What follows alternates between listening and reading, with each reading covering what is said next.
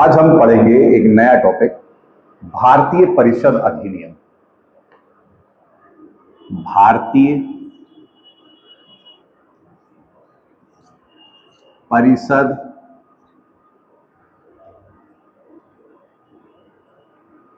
अधिनियम नियम 1892। भारतीय परिषद अधिनियम 1892 की आज हम विशेषताओं की बात करेंगे। पहली बात तो ये कि इस अधिनियम द्वारा विधान परिषद का विस्तार किया गया। किस चीज का विस्तार किया गया? विधान परिषद का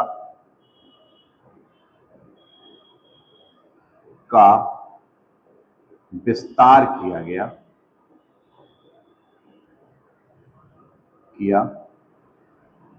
एवं उसे शक्तिशाली बनाया।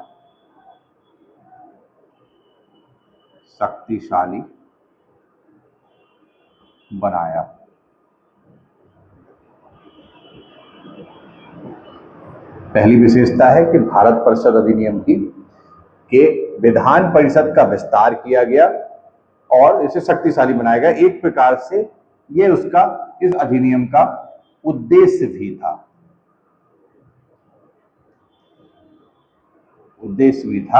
कि विधान परिषद का विस्तार किया जाए और उसे शक्तिशाली बनाया जाए।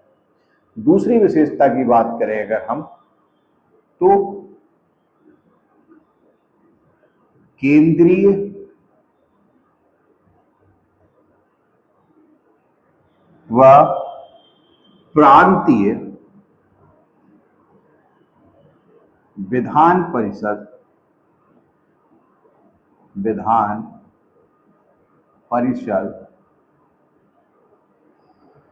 का विस्तार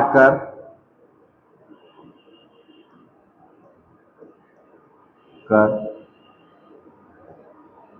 नए सदस्यों की नियुक्ति की गई। नए सदस्य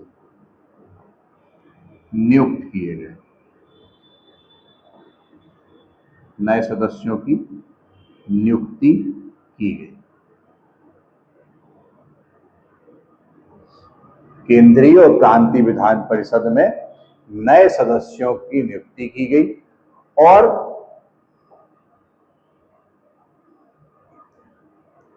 इन नए सदस्यों में से 40% सदस्य गैर सरकारी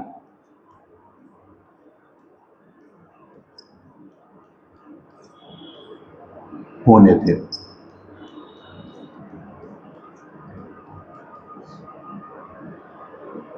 चालीस प्रतिशत सदस्य नए सदस्यों में से गैर सरकारी।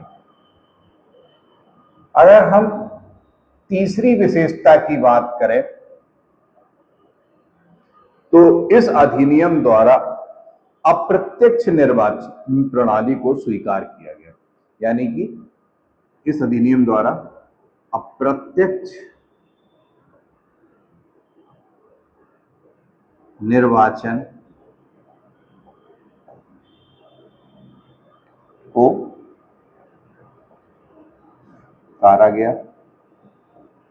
स्वीकारा गया। किंतु ध्यान देने वाली बात है कि इस अधिनियम में या इस निर्वाचन प्रणाली में या इस अधिनियम में चुनाव शब्द का कोई जिक्र नहीं। चुनाव शब्द का जिक्र नहीं है। केवल अप्रत्यक्ष निर्वाचन को स्वीकार किया गया गैर सरकारी सदस्यों के संदर्भ में। गैर सरकारी सदस्य। अगर हम चौथी विशेषता की बात करें इस अधिनियम की, तो वायसराय की सपरिषद को विधान परिषद में राजस्व को लेकर प्रश्न पूछने, उन पर बात करने, बहस करने का अधिकार दिया गया, किंतु मतदान का अधिकार नहीं था। बात करेंगे चौथे पॉइंट की। वायसराय के सपरिषद को विधान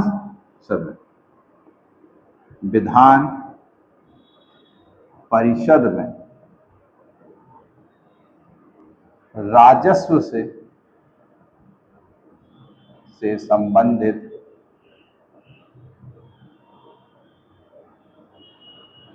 विषयों पर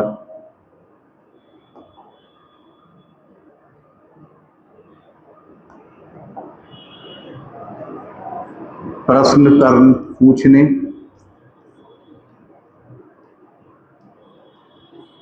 बहस करने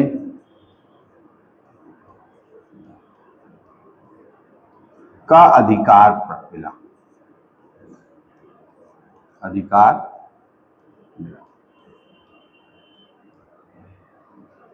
वायसराय की परिषद को विधान परिषद के राजस्व से संबंधित विषयों पर प्रश्न पूछने, बहस करने का अधिकार मिला, किंतु मतदान का अधिकार नहीं था।